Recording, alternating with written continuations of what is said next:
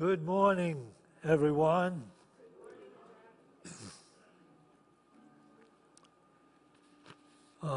Is there anybody here from another Unity?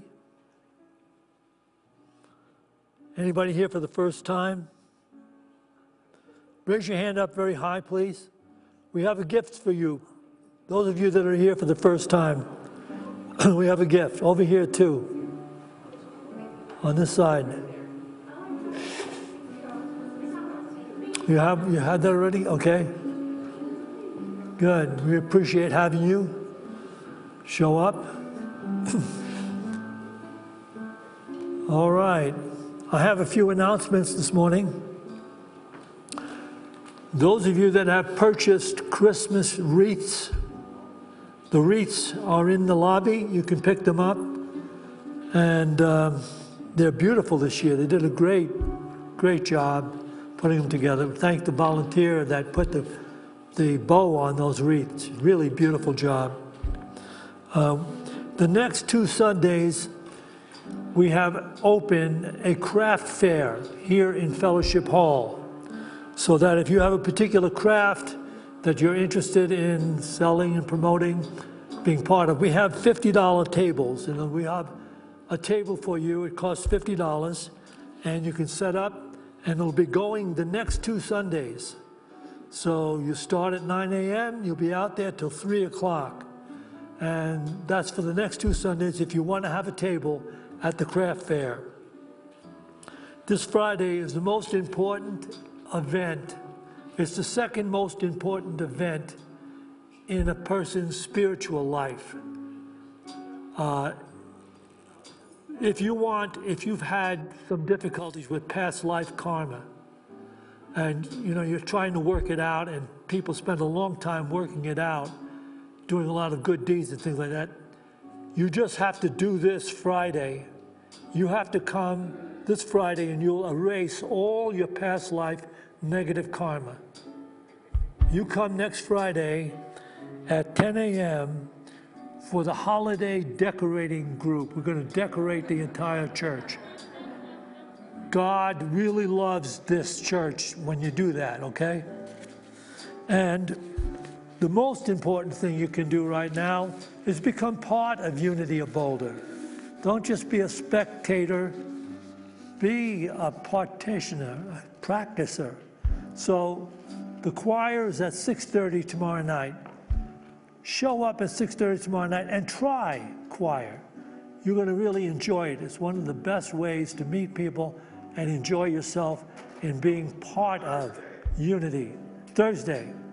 That's right, on Thursday. Thursday at 6:30, it's choir. You're going to love this talk coming up.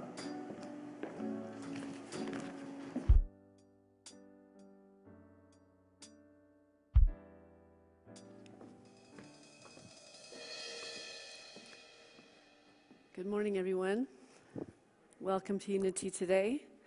This is the point in our service where it's a call to prayer, a time to recognize anyone that might need prayer in your lives in this moment. And we have little sheets of paper. You can write their name on it. You don't have to say what the issue is. We know God already knows what we need before we even ask. This practice is about us aligning with this greater power, this greater love that heals everything when we put our intention and our love-backed energy to it. So we like to sing this song to call it into spirit, into this energy of this room, just to start in prayer, just to bring that holy, high vibrational energy here with us right now.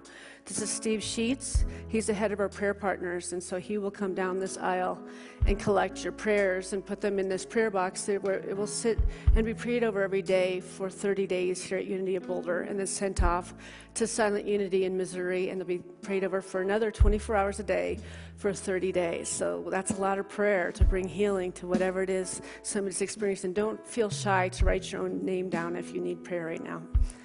Thank you.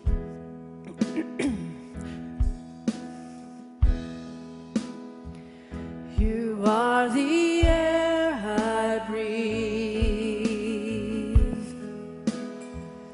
You are the air I breathe. Your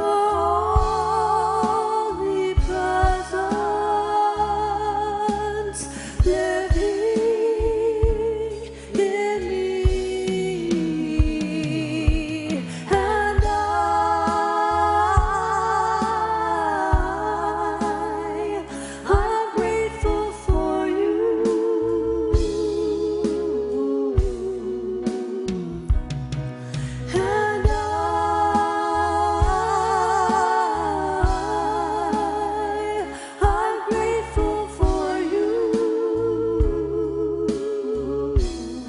join us. They say to sing is to pray twice.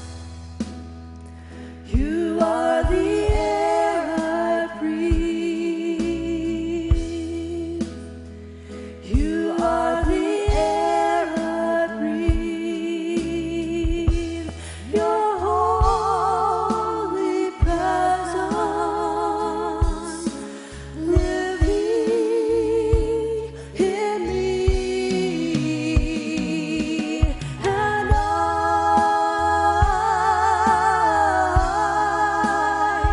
I'm grateful for you.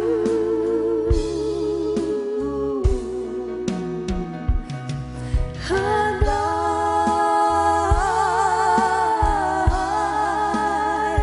I'm grateful for you. I'm grateful for you. And so it is.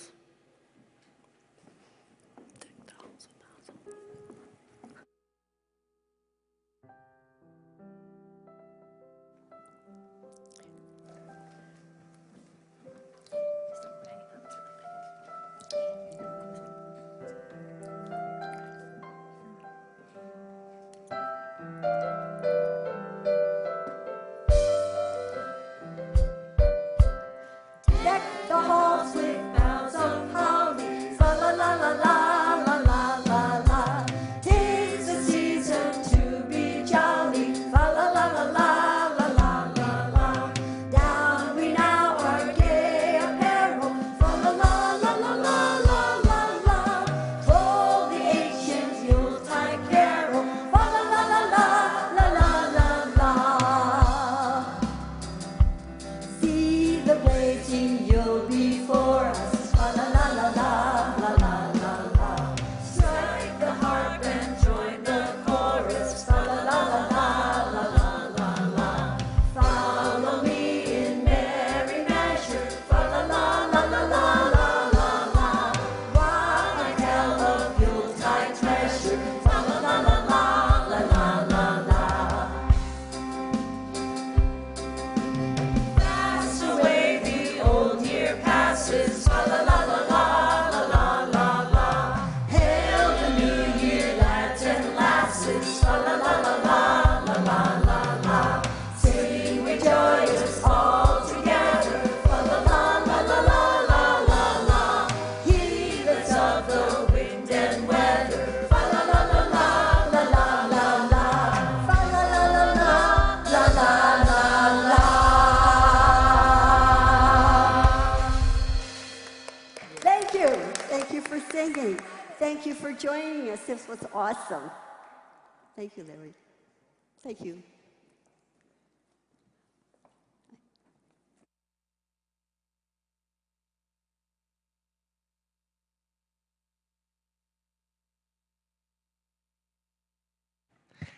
Good morning, good morning, good morning.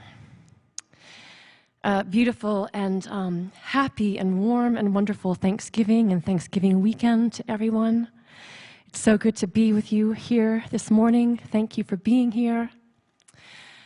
I'm giving thanks for all of us here today, all of our loved ones here today with us, all of our loved ones in other dimensions beyond the veil who are here with us, knowing that nobody goes anywhere because we're all held in love.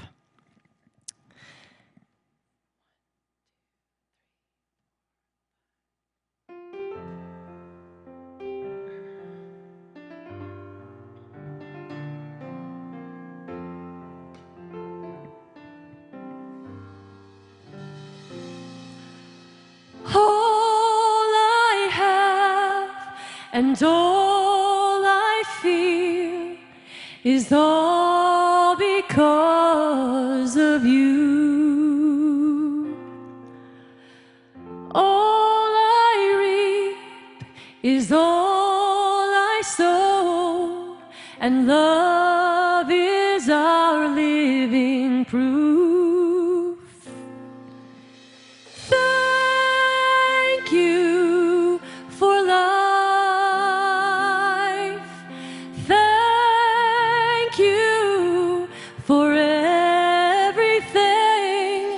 I stand here in grace and gratitude, and I thank you.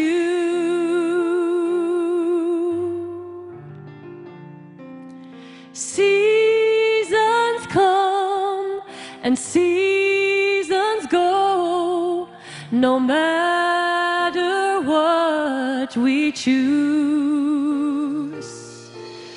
1,000 names, 1,000 roads, all lead to one simple truth. Thank you for life. Thank you for everything. I stand here in grace and gratitude, and I thank you.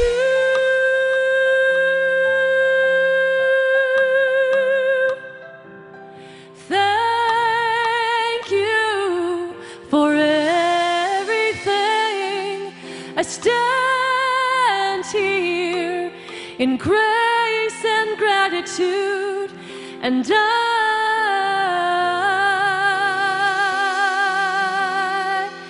I thank you.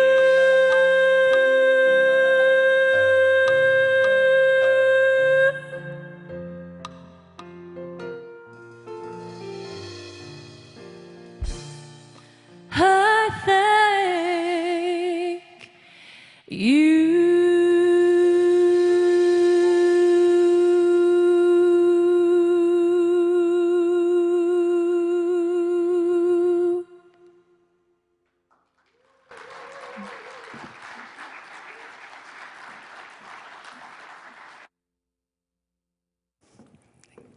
Thank you, Marcy. Beautiful. It's always such a wonderful way to start with her angelic voice. It's an Olivia Newton-John song. We lost her this last year. Very special soul when you really look into the life she led and how she wanted to become an advocate for spirit in this world and help people heal naturally from cancer, and opened up a clinic in Australia that would be free of charge for anyone who was facing that battle, and left quite the legacy to her daughter to continue.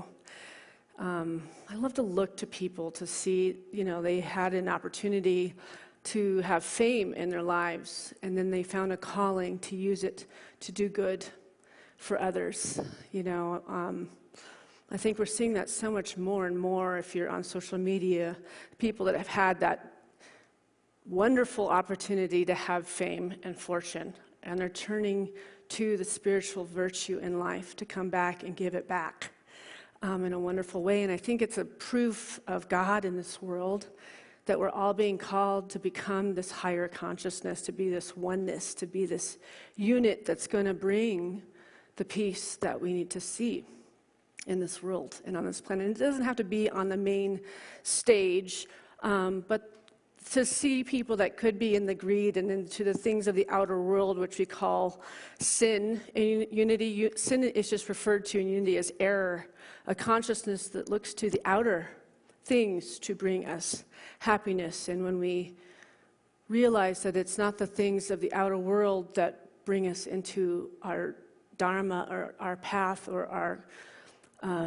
purpose, but it's actually merely waking up to our divine heritage as perfect children of God and walking a walk as an advocate of this kind of love for this world, for not only ourselves and our own physical health in mind, body, spirit, but then as we collectively become that, then it becomes a radiation and a vibration that will unite, and it will tackle some of these problems that we feel are out of our hands, and they are in God's hands. But when we're connected to God consciousness or Christ consciousness or source consciousness, there's no word that's right or wrong. becoming that advocate in this world is all that's being called at this point. So the talk title today is Manifesting Miracles. And it's about removing the limitation and blocks between you and your manifested good. And so the goal, heading into the Christmas season is to not get caught up in what the world says the Christmas season is supposed to be about, which is this, obviously there's wonderful, wonderful, dreamy aspects of Christmas. I personally love Christmas. I love Christmas trees. I love the decorations. I love the music. I love the giving and the receiving of the gifts with my children and all the wonderful things that they've done all year and wanting to make sure that they are seen and appreciated, and I like the receiving as well. But in Unity, we're very aware that this is really a time of the birth of Christ within us. The birth of Christ within us. So when we look and we study the Bible and really nurture and think about the miracles that Jesus was able to do in this world as a human being having a spiritual experience. Most people see Jesus as he's a way shower and he's separate from us and he's a go-between us and God, which is not a unity reality in what we believe. We believe Jesus is a great and high example of what we're capable of being and doing in this world. And so therefore, we have to take to task what we're holding and harboring as a spiritual being inside ourselves. We have to really resonate and start to vibrationally connect with the part of us that can actually overcome all the obstacles and difficulties we might be facing right now in our lives. How can we really cultivate a practice of birthing the Christ within us? Is a presence moment. It's a now moment. It's being right here and now and not getting caught up in this next 4 weeks of busyness and shopping and, traffic and parking and the whole bit. But as we do those things, to be in that presence process, seeing the people that are shopping by themselves and saying hello and connecting with one another. Our sisters and brothers that are out there that may not have family that they're getting stuff for. They might be getting something for their puppy or something because they might have kind of a solitude life. And so when we're out there, we feel that call of the heart to do what's right and what's actually called of the moment. So we're not deciding what the day is, but we step out asking God to show you the way, to guide the way. Take me where I am needed, where I am wanted, right? Getting out of the physical aspect of this and watch how all your shopping will get done. Watch how it all falls into place when we become these divine and aware beings that are always being divinely guided when we're not willing our way through the process. Finding the peace in this time that can bring stress to people, especially if you're facing a loss right now, or a divorce right now, or hardship in work, or financial trouble, right? All of these things bring an added pressure to how do we do an out-picturing of the birth of Christ within us when we're in a challenge. So we'll talk about that a little bit today. Human beings are creatures of light. We're always in the flow of guidance. Light is an omnipresent reality. We don't have to reach it or even reach for it, but to give up the very desire to reach. Be still and know I am in the flow. That's how easy. So everything that I just articulated to you, if you couldn't quite bring it in, that's all you have to realize. If the spiritual world and the energy of the world is saying to you, be still and know I am in the flow. Where you want to access this peace, this present process, this wholeness is in the flow. So drop all those, the calendar of I got to get all the presents by this time because we got to get it off to UPS or, the big brown boxes out by these certain dates. Know that the universe knows that. And everything will fall into place, right? making sure that we're the conduits of that joy and that merriness for others to see and feel in our presence is probably much more important than the gifts that are given. So I know that this has been kind of a year of the universe testing many people, including myself.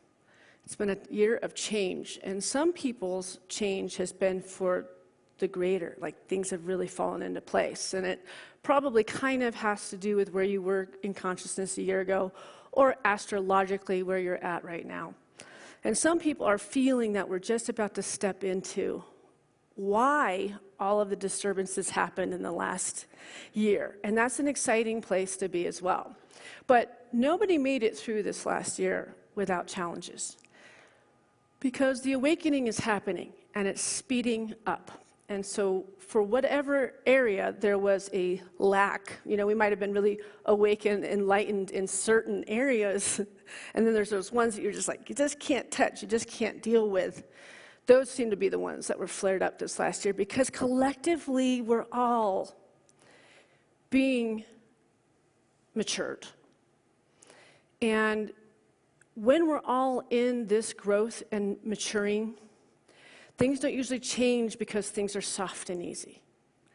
Usually things change because they become turbulent, and we have to start making new truths about our understanding of our greater good, of what our capacities are, of the miracle worker that lives within us. And so when things get turbulent, we start to realize, I'm living a loop of stuff that's been going on since I was a little kid. You realize there's things you're visiting that you just haven't quite completely, totally healed. And the truth is that by visiting the things of the past, I've never actually seen anybody actually heal into wholeness by visiting the past. I've been in ministry for a lot of years, all of my adult years really, grew up in it actually. And we think we need to go to the past and visit all of the hard things that happen in our life. But I can guarantee you that the universe has always kept giving you frequencies of that this now in your present that's helping you overcome it right here. So there's no need to go back and carry all the many times that it's shown up in your lifetime. This year we all got an extra deeper version of that to finally make some new commitments to ourselves about how we're going to step in this next year, this Christmas, today, this hour. So manifestation isn't about receiving what you ask for. It's about receiving what aligns with who you are. Focus on change, navigate the trials with gratitude, embody your evolving self, and celebrate your progress with each step. Manifestation isn't about receiving what you ask for, it's about receiving what aligns with who you are. And so, a lot of times we think, why does this keep coming out of the brickwork? Why does this particular kind of similar issue come out of the brickwork? That it might be a different person, different season, different year, but somehow it has the same flavor. It has the same seasoning on it. It has the same brokenness to it. And in today, we can actually do something together today where we can break that cycle, that it no longer has to show up for us. We can break that season reappearing so that we may walk into the life of awakening, into the 5D consciousness. Because it's that subtle thing that keeps that tether on you from where you're supposed to be. And if we're ready, we will be able to pull this off today. So the universe tests your resolve, asking if you are truly prepared for the treasures you seek. The universe tests your resolve, asking you if you are truly prepared for the treasures you seek. During this journey, you may face challenges and situations seemingly contradictory to your intentions. That's another thing. We have intentions that we've made, but somehow we get the opposite. And how do we learn where we're going without the opposite flaring up and making us see this so that we're like, I don't really want this anymore. I really do want that intention over here. I'd like to pivot and start heading down the trajectory of peace and love and happiness and healthfulness and purpose and desire. And we've all been given this year a vision of where we're supposed to be now? Who hasn't had the vision of where you want to be this year? So only like 3 of you haven't had the vision. How many of you had the vision of where you want to be in the next 6 months? Right? So look at all that clarity that came from these difficult things that were coming up, right? We got clarity. We got crystal. We realized, no, I really do want to do this thing. I really do want to manifest as a happy person now, or a healthful person, or I want to step into my purpose now, and I'm not going to live small to placate to others and their opinions of what they say I can and cannot do versus what I know I can and do, and I will do, right? Stepping into that vision, living that vision, knowing that that vision came from God, your highest source, your highest potential within you, and all of us have been looking for that for years. And everybody, many of you have been sharing with me, I've got the vision now. I know what I want to do and be. I know where I'm ready to be. So, we have to feel the truth of that statement. We know where we want to be. And then in the next breath, we also have to let it go. Darn it, we always have to do that part. We get a really clear vision of where we want to be. We really are like, we've done our intention, we've felt the desire. But then when you look upon it with an urgency, then sometimes that's based in a state of fear and limitation. So once we've got the vision and we've got the desire, we know where we want to land. We then have to let it go. It's in that state of letting go that then the divine forces, the divine guidance can guide us as it's supposed to fall into place. So that we are loose, we're free-flowing, we're not limited to one way of it getting done, right? It's that we have to flow now because there's probably certain people that are participants in this process that their blessings are going to happen as your blessings are happening because we're a collective. And there's no singular getting to their desires being fulfilled. There's usually many people that are part of it that you're actually taking along with you, some you're leaving off, and it's a whole journey of the unity and the oneness going through this allowance and awakening. So, we always get what we're committed to getting. I'm going to go through this now. We're going to start working on how we are going to receive that which we really want. We always get what we're committed to getting. If you're single and not liking it, you're committed to being single and not liking it. If you're divorced and afraid to get back into another relationship, you're committed to being divorced and afraid. If you are unemployed and not liking it, you're committed to being unemployed and not liking it.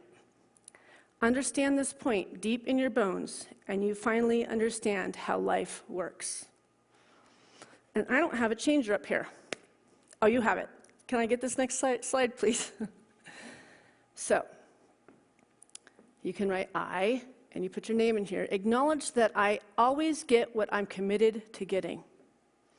Let's work with this, because I've been working with this for 2 months, because there was a lot of things that felt very out of my wheelhouse that I needed to step into, start creating some of the things I've been trying to create for like 10 years. So I, say your name in there, acknowledge that I always get what I'm committed to getting. We can tend to feel like we are committed to something, but in fear of it not coming to pass, we make a backup plan. Who understands that? Yeah, we all understand that, right? So when we're committed to getting something in our life, when we really think about it, when we're really committed, because making an intention and making commitment are they're very far apart. They're very far apart. Committing to ourselves is a wonderful thing because we tend to be committed to just beating ourselves up when we're not making things happen well in our lives. But to be committed to something wonderful in our life is kind of like difficult. To be committed to something wonderful happening in your life, right? So we can tend to make a backup plan that's a little softer and a little easier to land on, right? So I would really like this, but if this doesn't happen, it's going to really break my heart. So we make this backup plan, and you know what we always manifest? The backup plan, right? So who understands that, right? Because I've done that all my life, because To know how great and how worthy we are to be committed to receiving what we really want, we have to be brave. We have to have faith in this greater energy, this greater love, this greater power, this divine guidance, right? We tend to pretty much live experiencing something short of our backup plan, most often because somehow we don't believe we deserve what we say we are committed to. So this concept comes from a psychologist named Gay Hendricks, who has written many, many books on relationships and self-awareness and self-growth. And he writes this about this topic. You keep your life exquisitely simple by realizing you get whatever you are committed to getting. You make your life miserable and complicated by proclaiming that you are not getting what you're committed to getting. If you whine, I'm single, but I'm really committed to being married, you waste your precious energy. The moment you realize that the way it is right now is the way you want it, usually on some unconscious level, you unleash a powerful force, the same power that will carry you to a new positive commitment that has nothing, I repeat, nothing to do with your past.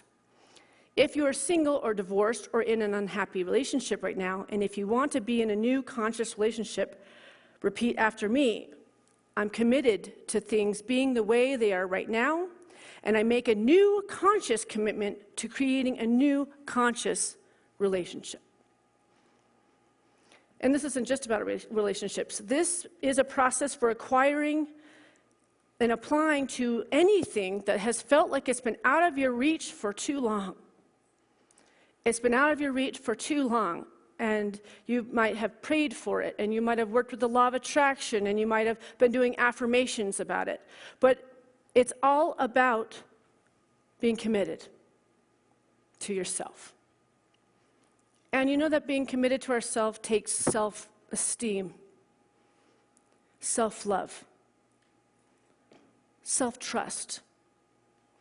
All those wonderful things that pretty much is the spiritual path. The spiritual path is about knowing thyself and loving thyself. When we do, we love God, Spirit, Source, because we see that we are the divine children of that outpicturing. When we treat ourselves from that love, nothing can really stop us there. So, what is that thing that's been out to reach? You've been reaching for something that you can't seem to attain in your life. Is it a new job? Is it a new attitude? Is it a new purpose? Is it getting into a school you applied to? Is it about conceiving a baby? Is it about having the means to make Christmas wonderful for your children? Whatever it is that's on your heart that feels like it's out of your hands, this process consciously affirms your gratitude of it already coming your way, right?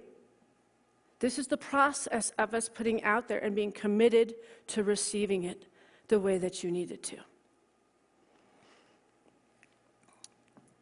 So how about it?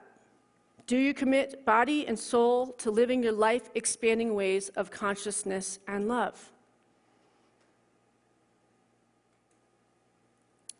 Body and soul to living your life-expanding ways of consciousness and love?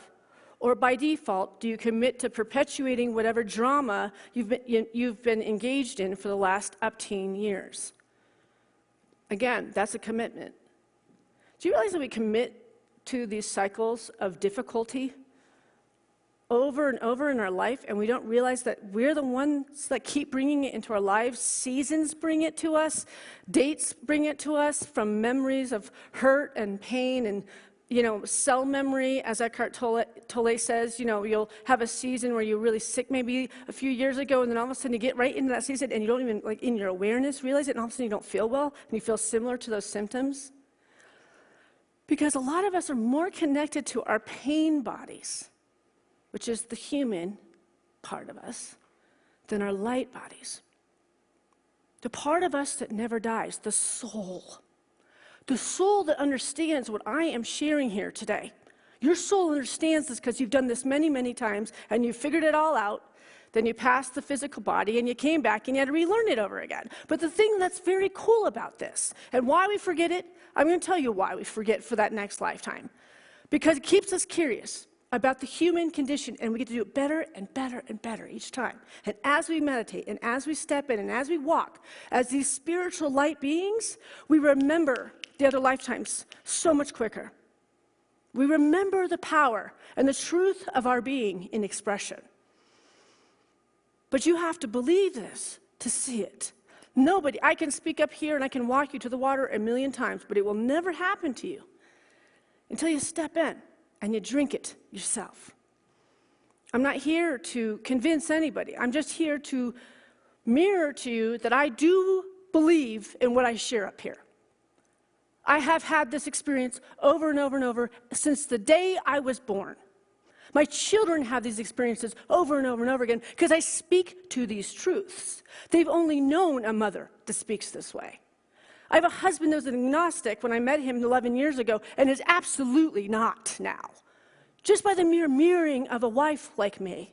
Because he sees it. Because I'll say, look, did you not just say that energetic thing? And there was your answer right there. When you live around people and you surround yourself people with high consciousness and high love and a faith in the miracle and the magic of this life, surround yourself with those people because you'll get there a lot faster. A lot faster. You'll stop complaining. You'll stop griping about this experience. You'll stop talking about your singleness. You'll stop talking about your limitations. You'll stop sharing the brokenness from your childhood. You'll start seeking a life that will set you free today if you'll understand what lives within you. You grow what's within you, that power that lives within you. So now for the really good news. Making a commitment, a genuine, heartfelt, soul-shifting commitment, takes no effort whatsoever.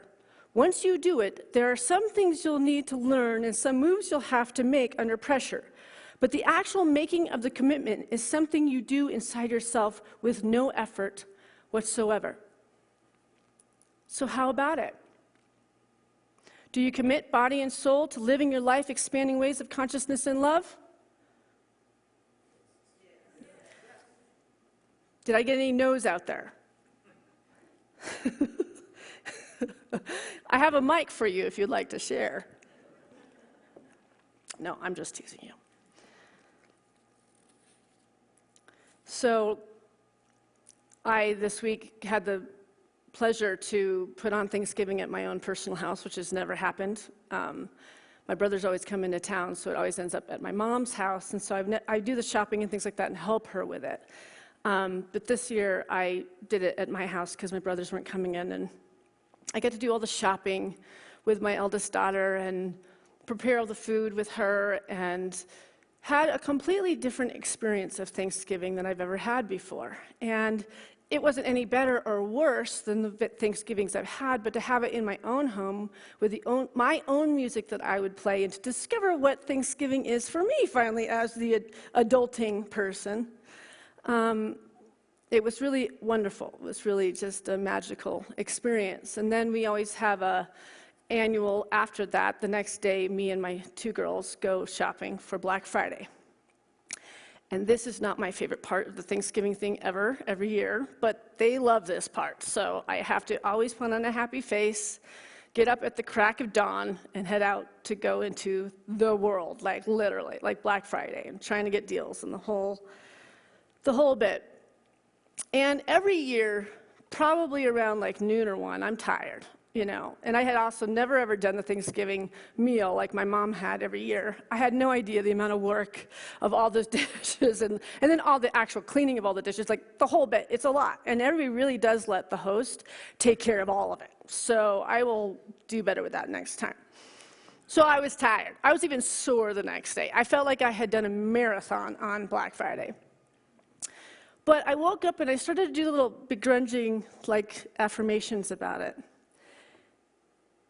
And then I had a memory and a thought that I have this time with my girls. You know, that perspective that Everybody's going to go off and have careers and lives, and they won't be able to do these things. And I'm going to really miss this when I don't have them around, right? When they're off and married and doing their own thing. And I laid in my bed and I made a commitment to myself that I wasn't going to hit that tired wall. And I wasn't going to get a little snarky around noon, because I tended, like, even Katya said the day before, can you just not get in the bad mood like the second half of the shopping? And I was like, don't even start. Like, I already felt like the defensiveness, like, have you seen all I've done this week? You know, like that normal, like, mom moment, please don't get in a bad mood. You want to get someone in a bad mood, tell them not to ever get in a bad mood, right? Because we give and we give and we give as mothers, right? But I made a different choice. And it was a wonderful day, and everything flowed, and it was snowy, and it was magical, and all those things. So it's the little things like that, making commitment that I have a different attitude than I did before. And I didn't have to visit who I've been all of the 20 years that I've done this with them. But there's another really good example of this, and it goes like this. Mark Twain once told of a time that he had great need of an article that he had written for a magazine many years earlier. He wrote the publishers for it only to be advised that the demand for the particular issue had been so great they did not even have a file on copy. He began by asking friends, but none had it. He said to himself, I know there is a copy somewhere, and someone knows that they have it. He committed to himself that he would come in contact with that article. Several weeks later, he was in New York on business. He was waiting at a traffic light at 5th Avenue and 42nd Street. Suddenly, a strange man, one of the thousands who had been passing, accosted him. Oh, Mr. Twain, this is odd. I was just on my way to the post office to mail you this old magazine. I was cleaning out my files last night and came across it. I found that it contained an article you had written, and since it was published some years ago, it occurred to me that you might like to have it. And he handed him the envelope. This is fact. This happened, right? So is this coincidence, or is this divine order? And if we can make a commitment to ourselves about something that we think was lost or stolen or taken away, like they say in the Course in Miracles, nothing can hurt me, make me afraid, hurt me now. I am a perfect child of God, and nothing can come into that space, right? So it's the same kind of idea. He was committed to getting the article. He wasn't going to lose his mind over the fact that he needed that article for something else he was doing. He just put it out that it will come back to me, right? That's a commitment to self, to trust the universe, that it's always working out for me. Everything is always working out for me. Let's share that really quickly.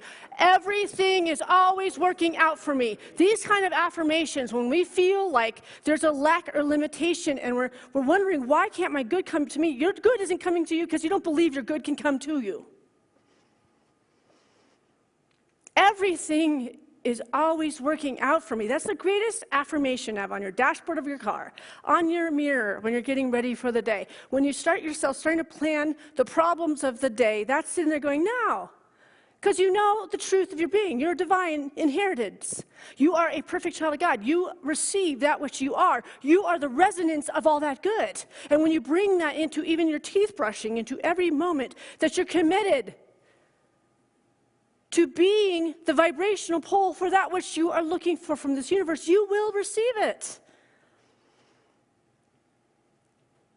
Can I get an amen here?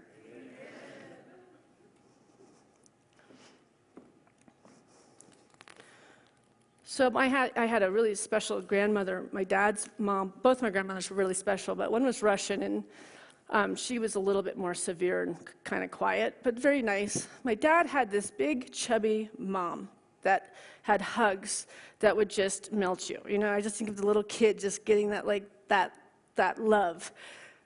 And she had a terrible life, poverty beyond. My dad grew up in, like, crawl spaces with his brothers and sisters in freezing New Jersey with no heat, no light, no food. And she worked in a fabric factory and barely could keep clothes on them, fed in any type of normalcy. And my grandmother was also an orphan in that area. So she never knew who her mom was. She went out into the world with no skills whatsoever, and then ended up having 4 or 5 children, and had to take care of them when there was no man at all helping with the situation. And yet, she was always there after work, right? And my dad would talk about how so many of his friends who were from that same poverty, that the moms would just disappear. And then they'd end up in orphanages. And so they were just grateful that she kept persevering in the hardest reality of no education, no money, no family, no nothing to provide for these kids. But the will and the love she had in her was to be there for those kids, and she never left them. And she spoke of the times when it just became too much. It would be a birthday or it would be Christmas, and she'd want to give them some little token of something that resembled a gift to them. And she talked about how my dad had this jacket when things would become desperate, when it always was this very last, when it was in that desperate moment, she could somehow reach in Jack's little, like 7-year-old jacket in this one pocket, and there was always money sitting in it when she'd sit in that desperation. And then there would be other times where she'd hit that desperation, she'd open the door, and there'd be money sitting out in the snow, waiting for her. Her life became a life of miracles. She lived from a state of believing in miracles and trusting that miracles happened. And the truth was that she realized that she didn't have to get to the level of nothing to manifest it. She started to learn to live from a state that miracles always are happening. And things started to fall in place in her life to be able to give them. It was still poverty till the very end. But it was this kind of an attitude of gratitude, of this miraculous universe, which she never called God. But she knew there was something. There was something honorable in this universe that always made them make it. Nobody died of starvation. Nobody died of frostbite, which absolutely could have. They just barely made it, but she was able to get them to that point. And that lesson always stood out to me from my grandmother. And not only that, you know what else stood out to me about my grandmother? Is that she laughed all the time. When she'd come and visit us, she'd point out how much my brothers and I had. Obviously, from what she had, we had a home, and we had a car, and we had this church, and we had all these things. And she was never envious. She was so grateful. She was so grateful to see what her good work had done in unfoldment for the next generation, to watch what could happen from that kind of faith in God. And celebrate the good that was in our life and never be jealous. And then would tell stories of the hardest stuff and turn it into basically like stand-up comedy levels of make you laugh. It's all in our attitude. It's all in what we're giving from the heart. Once we just realize all that we actually have in gratitude and commit to ourselves in gratitude that Spirit wants to give you that which you are, it all will flow into place. It already is. You guys are blessed. Thank you.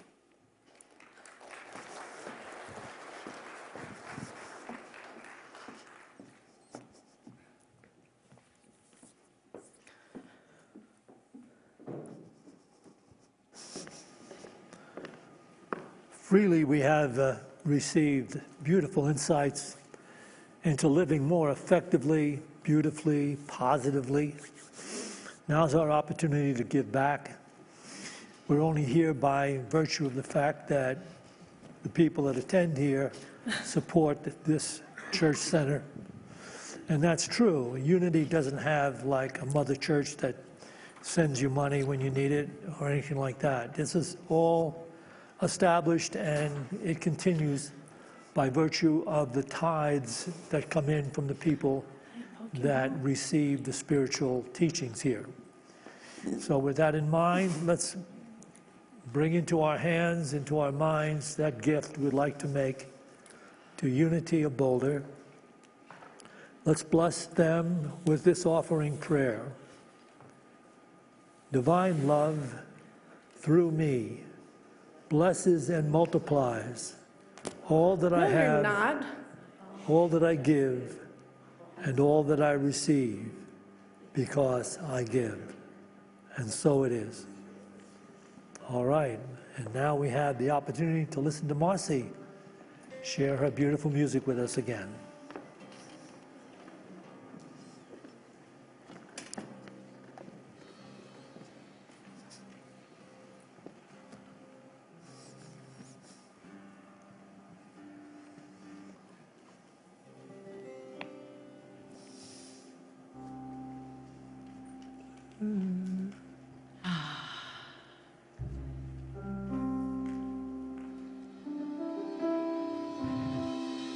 I will sing hallelujah.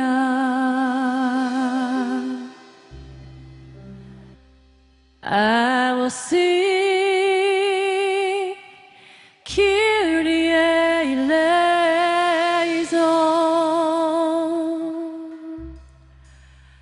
I will sing Gloria.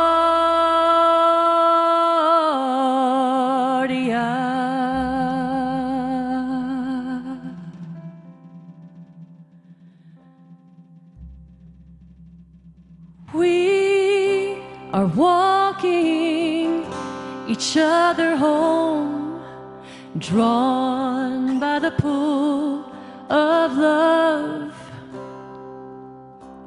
We are walking each other home, and we're drawn by the pull of love.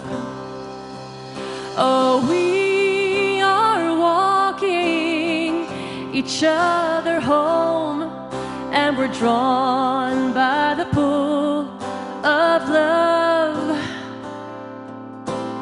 We are walking each other home, and we're drawn by the pull of love. And love is the magnetizing power. Love is the harmonizing power.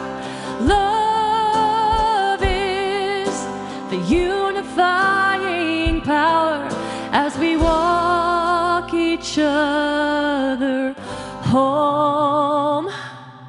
Oh, we are walking each other home, drawn by the pull of love. Oh, yes, we are.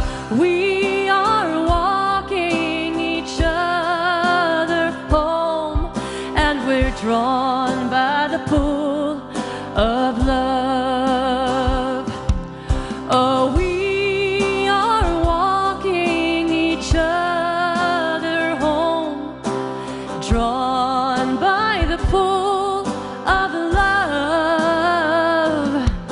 Oh, we are walking each other home, drawn by the pull of love. And love is the magnetizing power. Love is the harmonizing power. Love is the unifying power as we walk each other home. Take it away, Larry.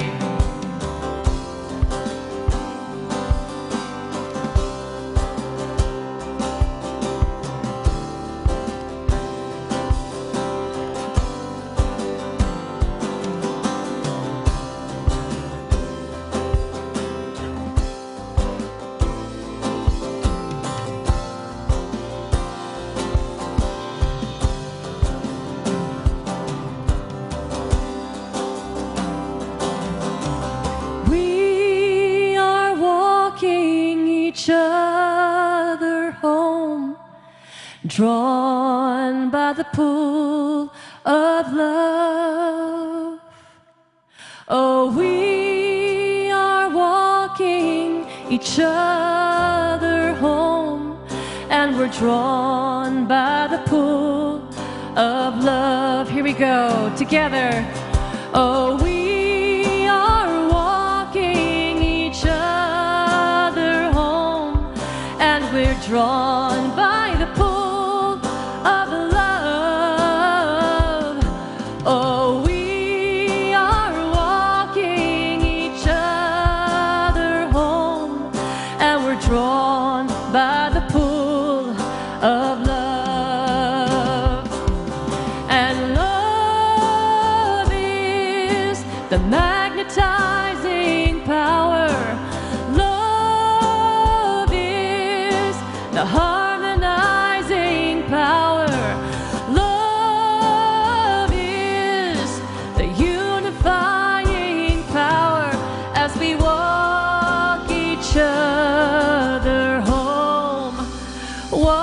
each other home,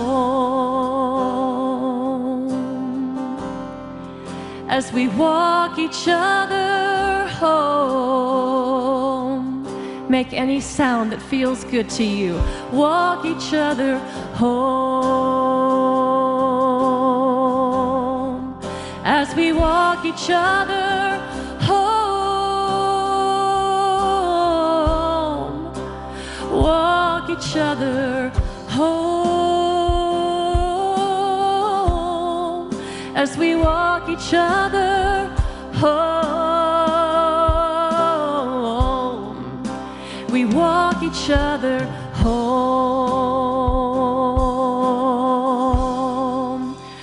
as we walk each other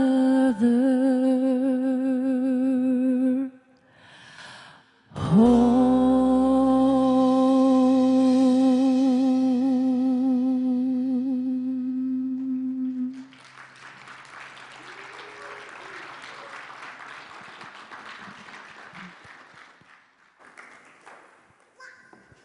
Beautiful.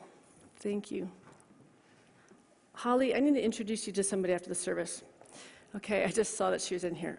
We have prayer partners available to you at the end of the service if you're facing a challenge. They are all of these beautiful people with the white sashes on. You can just stay seated in the sanctuary at the completion of the service, and they will take you to our meditation room, or even stay in this room and pray with you today. And we have fellowship after the service, and then we have the all church decorating this Friday at 10 a.m., and we have choir at 6:30. And pick up your wreaths on Thursday, and we have wreaths that you've purchased already. You can pick it up on your way out. So let's all rise, and we're going to close with I release and I let go. Okay. I release and I let go. I let the Spirit run my life, and my heart is open wide. Yes, I'm only here for God. No more struggle, no more strife. With my faith, I see the light. I am free in the Spirit. Yes, I'm only here for God. I release and I let go. I let the Spirit run my life, and my heart is open wide. Yes, I'm only here for God. No more struggle, no more strife. With my faith, I see the light. I am free in the Spirit. Yes, I'm only here for God. I release. There's a Spirit. You sound great. My heart. Yes, I'm only here for God. No more struggle, no more strife. With my faith, I see the light. I am free in the Spirit. Yes, I'm only here for God. Yes, I'm only here for God. Yes, I'm only here for God.